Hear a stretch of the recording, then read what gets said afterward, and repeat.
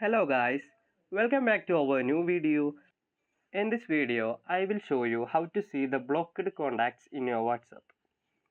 Open your WhatsApp, tap on the three dots on the top right corner and tap on the settings option on the bottom side. Reach the privacy option and tap on it. Scroll down to reach the desired location. Here you can see the blocked contacts option. Tap on it. Here you can see the contacts you blocked on WhatsApp and you can add a member into this list or remove into this list. By doing this, you can make your WhatsApp more relevant and perfect.